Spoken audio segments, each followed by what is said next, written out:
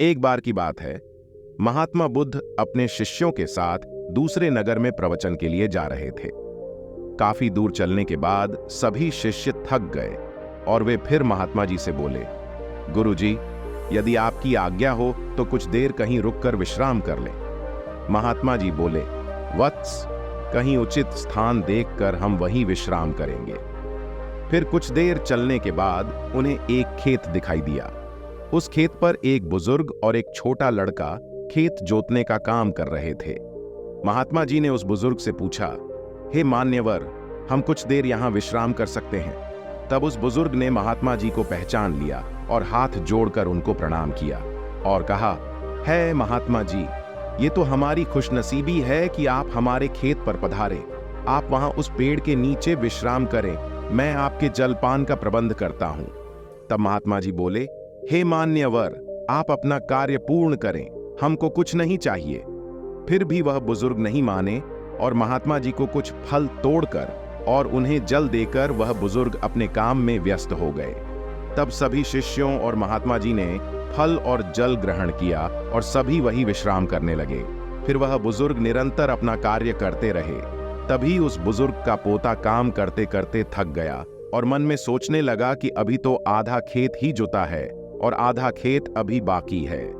अब मैं कुछ देर विश्राम कर लूं, फिर आधा खेत जोतूंगा। ऐसा सोचकर वह एक पेड़ के नीचे जाकर विश्राम करने लगा। पेड़ की ठंडी ठंडी हवा से उस बुजुर्ग के पोते की आंख लग गई, लेकिन वह बुजुर्ग निरंतर अपने कार्य में लगे रहे।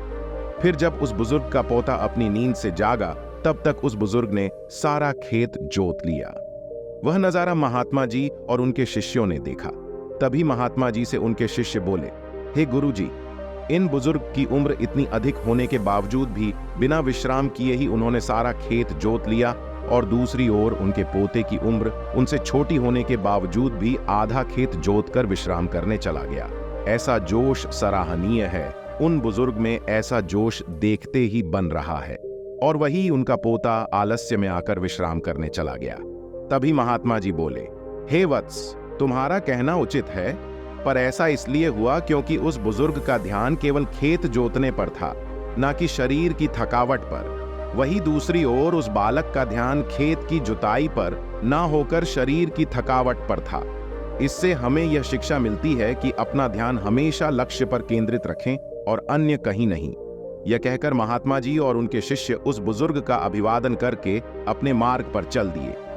इस कहानी के माध्यम से हमने देखा कि एक सफल जीवन के लिए ध्यान और समर्पण का महत्व क्या है।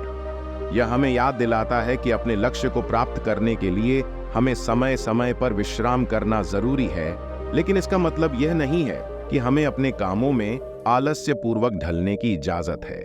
सही ध्यान और समर्पण से हम समस्त चुनौतियों का सामना कर सकते हैं और अपने लक्ष्य की प्राप्ति में सफल हो सकते हैं। तो अगर आपको महात्मा गौतम बुद्ध की इस कहानी से कुछ सीखने को मिला हो तो अपने दोस्तों के साथ इसे जरूर शेयर करें और इस चैनल पर नए हो तो लाइक करके हमारे द स्टोरी ऑफ एस्पायर के चैनल को सब्सक्राइब जरूर करें। धन्यवाद।